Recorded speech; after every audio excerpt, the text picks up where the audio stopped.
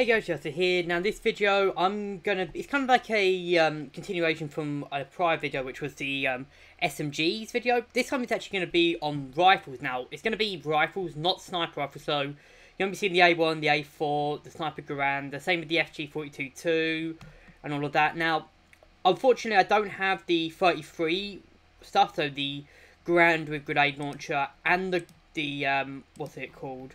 The Kar98K with the second grenade launcher.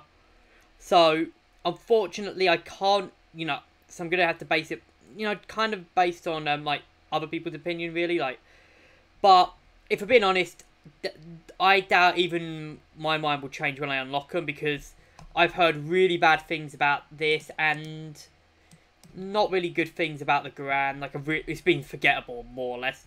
Now, like I said, I won't be talking about the A1, the A4, the Sniper Garand, the scoped Kar98K, the scoped Gevir 43 not Kurtz, and the FG42-2. So that being said, let's start with what I think is the worst and continue on our way. Coming in for the worst has to be this. Now, it is the shooting cup version, but I'm going to have to put a asterisk here that this is, for me, it is the level 33 version with the rifle grenade, the anti-tank bombs. Now, I haven't unlocked it, but I know for a fact it's going to be the worst weapon because, I mean, I'm going to show you. This is a regular this is the Kar98K with the shooting cup. What's the difference between the two? Sure, you might be able to take out mild anti-tanks, like occasionally anti-tanks. But you know what also does that? An explosive pack.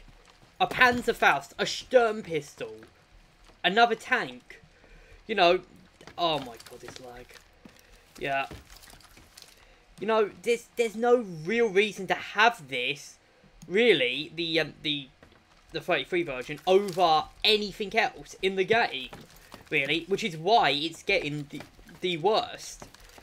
Anyways, let us move on to number 14, because I counted there was 15 different rifles in the game. And this is of course the worst. So let's go on to number 14. Coming in at number 14 is actually the Mannlicher, for the sole purpose of it gives me some head injury from every time I fire this bloody thing. Now, originally, if I would probably, this one and number 13 are pretty much interchangeable. I only put in this one here on personal preference, but I don't really like the thing. It just has this really awkward, it rammed straight to the side on every shot, which I don't like at all. Like, obviously I know that's the recoils, but it really throws you off, especially since most other bolt actions don't actually have this. And the most damning thing about the Mannlicher over the others is this. You can't actually melee with it, which means that basically every other every other rifle has some kind of advantage over the Mannlicher, since they all have bayonets, whereas this only has the butt smack. Anyways, let us move on to number 13.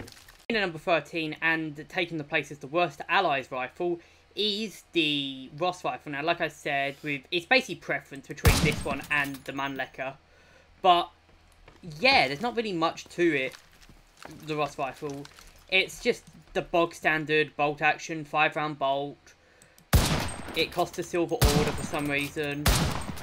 It's really got the same stats. It really just performs the exact same as the Mannlicher. No rifle. No rifle. No rifle bayonet. The only thing I like is I prefer the sights to this. The sights are pretty good, but other than that, it's just, I don't know. Number 13. Anyways, let's move on to number 12. In at number 12 is the Maz. Now, the Maz actually gets a really unfair reputation, and people say, oh, it's the worst. But in my opinion, it's actually pretty good. Like, obviously, pretty much everything up to this point is actually not bad. But the Maz has a kind of small advantage. First off, it's bayoneted, which is the only advantage it has over the Ross rifle and the Mannlicher. However, there's also another advantage. It's actually got a good bolt speed, and it's pretty quick firing actually for a bolt. Like, this is basically got no perks. This is an unperked soldier, And you can see how quickly you can fire them off. I think this is given quite an unfair reputation. It's actually decent in close range as well. So, yeah, it's good. It's good, but it's not perfect, which is why it's coming in at number 12. Anyways, let's move on to number 11. Coming in at number 11 is the Carbine. Now, these sights are ugly, but we'll just continue with these ugly sights. And just talking about the M1 Carbine. I am using the grenade launcher version, but I'm talking about the base level, the level 5 unlock. Now, the M1 Carbine, I've already made a video on it, and let's just face it, it's the worst semi-auto in the game. You know, it just doesn't have the power of the Garand. It doesn't have the power of the M2 as well. The M2 is much better, which is why it's coming in at number 11. Now, I generally would put the bolt actions, like the base bolt actions, ahead of this, which is why, you know, the base bolt actions are slightly better. Other than that, it's still fine, I guess. It's okay. You know, you can do some damage with this thing, but gonna have to move. Let's just move on to number 10. Coming in at number 10 is the Springfield. This is, of course, the base Springfield. I really like. I think we're more hitting like the average. Like, these are guns which aren't actually bad, so we're hitting that kind of niche average of weapons that, you know, we're going from weapons that are kind of bad to weapons that are, you know, okay, usable. Yeah, Springfield's one of these. It's got the bayonet, which is pretty good. It also has a, you know, it's not a bad weapon. I don't like the sights, though, which is one of its main weaknesses. The sights aren't that good.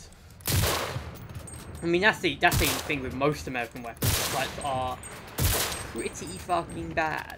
But yeah, bayonet, not really much to say. It's a free weapon, so hey, better than nothing. Anyways, let's move on to number 9. Coming in at number 9 is the base Kar 98K. Now, the reason the Kar 98K is given, you know, as number 9 over the Springfield is, again, preference. The same as the Ross rifle and the thing. Oh yeah, there's another glitch. You can't actually use the bayonet while crouched. So yeah, basically, it's basically the exact same as the Maz. The Maz's advantage of the bayonet is what's here. The only real advantage the Maz has is it's better in close range than the Kar. But the Kar's still pretty good. Very good. I remember back in the day when you used to have the semi-auto Kar 98K glitch where you could fire in semi-auto by just firing from the hip. That was a fun glitch. And yeah, you can have a detachable bayonet, which if you're kind of which is actually something newer players are going to have more than older players, because older players don't actually have the bayonets. Like, and I think that's actually quite interesting. Oh, something happened then. I just changed to the knife. Anyways, I don't really have much to say about the Kar. It's fine. Like, it's a fine starting weapon. Let's go on to number 8. Back to this soldier for number 8, which is, of course, the Shooting Cup. Now, I'm just going to put the Shooting Cup on just to show you a bit of difference between them. But yeah, the Shooting Cup really carries this rifle to number, you know, a little bit higher to number 8. Now, I did say the old, you know, you might be asking, well, what's the difference between this and the level, you know, the level 33 upgrade, which you put as the worst? Well, for a start, the level 33 upgrade is just kind of it's basically just, you know, it's another Kar 98K, only it costs 3 silver orders, where this costs 2. So you can probably justify that as, oh look, it's got the you know, the Shooting Cup attachment, which is fine, I guess, to justify it being ahead of the Kar 98K just on the Shooting Cup. So yeah, that's how I'm going to justify putting it above the Shooting Cup. Yeah, it's really good. The Shooting Cup's not too bad. The grenades in this game aren't really that bad. It's just that the problem is, it's just another Kar 98K again, so I can't really put it any higher. Anyways, let's move on to number 7. Coming in at number 7, we've got good old British Steel with the number 4. Now, the number 4 is really good. I just like the number 4. It's a great rifle. There's a reason why the SMLE line was used 4 years and survived through 2 world wars. And it's generally the best bolt action in the game, I'd say. Come on, you know, come at me. So, it's definitely the best in Normandy, as you can see. Really good. Pretty good rate of fire for a bolt action. And of course, this famous thing. I'm sorry, I had to do it. But yeah, really good bolt action. Comes in at number 7. It's better than a few, you know, other stuff. Like, it's better than pretty much every bolt action in the game. It's also better than even a few of the, what's it? A couple of the old, what's it? Semi-auto, so I was having a brain fart then. But yeah, it's better than a few semi-autos, which is kind of good. Anyways, let's move on to number 6. Coming in at number 6 is the carbine with the grenade launcher. Now, for the same reason as the shooting cup, it's really just the grenades. These grenades are actually really good. Like, the M8 grenades are one of the best. I'd say it's probably the best grenade launcher in the game. But I really enjoy it. So, yeah, it's pretty good. You can, well, I've killed some people from insane distances with this thing. And I'd say the only reason it's not higher is because underneath it's just the M1. So, this could be an easy top 5 weapon, but the M1 kind of lets it down. The M1 carbine part lets it down. Anyways, let's move on to number 5. Coming in at number 5, it is of course, the most iconic weapon for the Americans, the M1 Garand. Now, everyone knows what it is. Everyone knows that sound that just came out, the ping. You know, what a sound though. It's a brilliant rifle. Of course, you get the bayonet as well, and it's just a brilliant rifle. Seriously, the top 5 is actually really just jumps. Like, I mean jumps from number 5 to number what? Like, between number 6 and number 5, which is called the carbine with the launcher, there's a huge difference. Now, the only reason it's not higher than number 5 is because number 4, I'm just gonna record the same thing. Number 4 is, of course, the one with the launcher. Now, I don't have the launcher, so I can't actually test show it, but really, the launcher is the exact same thing as the M1 Garand, only it's got an anti-tank launcher, which fires heat grenades at it. I mean, come on, it's heat grenades. Also, you can put a bayonet on, which gives it the number 5, a little bit better than most rifles. Now, this could easily be, you can make an argument for the M1 being at number 1, but and same with the grenade launcher, you can make arguments for them being maybe top 2, but I think that both of them just missed out top 3 by a slim margin. And let's talk about number 3 now. Number 3 is the Gewehr 43. Now, I absolutely love the G43, mostly because of this.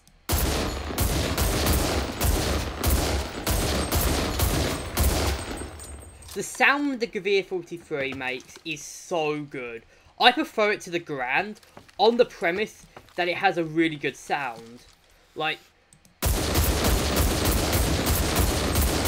I really love the cases getting extracted and the sound it makes as they hit the floor.